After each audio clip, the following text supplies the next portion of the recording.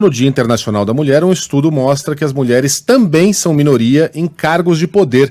Não precisa nem estudo, né, Mônica? É só a gente olhar a composição de ministérios aqui no Brasil, em qualquer outro país praticamente, para a gente chegar a essa conclusão. Bom dia para você. Mundo.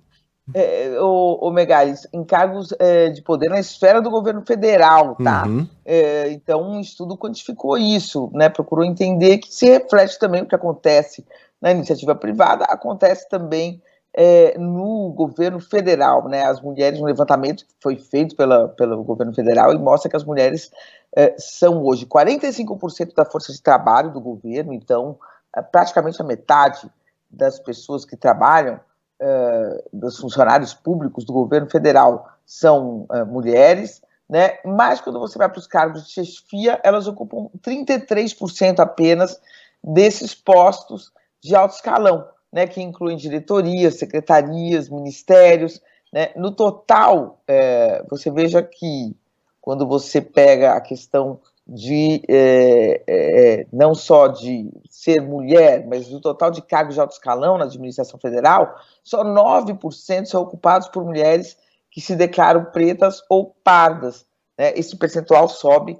para 12%, né, se consideradas lideranças de baixo escalão, né, gerentes, coordenadoras. Então, quando a gente fala de mulheres que se declaram pretas ou pardas, são 12% são lideranças de baixo escalão, estão em cargos de chefia com menos poder, e quando a coisa vai afunilando para cima, cai para 9%.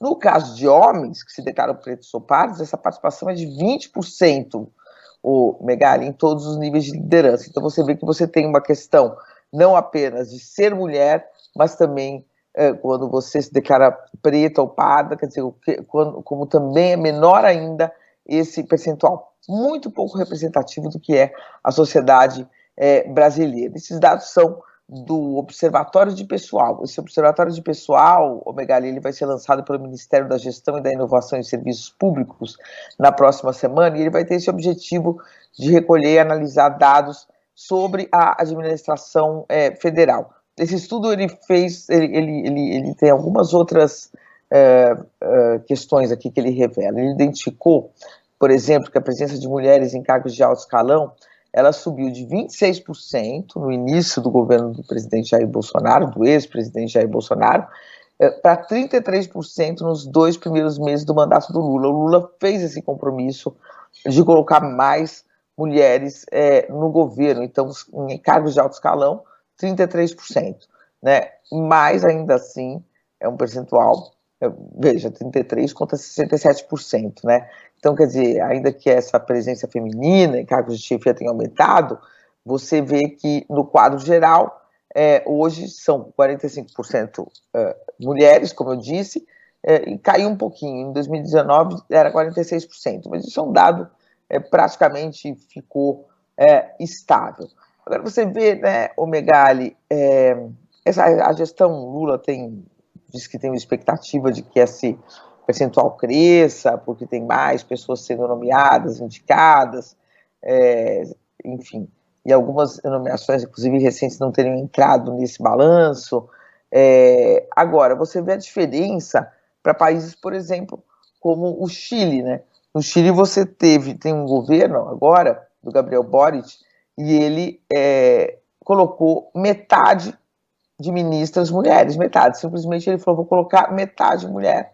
E foi atrás das mulheres que ele julgava competentes para exercer os seus cargos, além de uma composição política sempre necessária em qualquer democracia. Na Argentina, você tem uma paridade de mulheres e homens no Congresso deles, mas não é assim, candidatas mulheres. Não, tem que ser metade mulher, né? Então você vai ter que ter candidatas e eleitas, elas vão ter que ser a metade das vagas no Congresso da Argentina está reservada para mulheres. Aqui a gente ainda está um pouco longe disso, temos algumas políticas para incentivar as mulheres a irem para a política, mas não temos essa paridade assim tão firme, né? Só seguindo no levantamento um pouquinho, Megali, ele mostra que entre as mulheres que ocupam cargos de liderança, só 38% têm filhos menores de idade. Entre os homens, esse percentual sobe para 66%, né?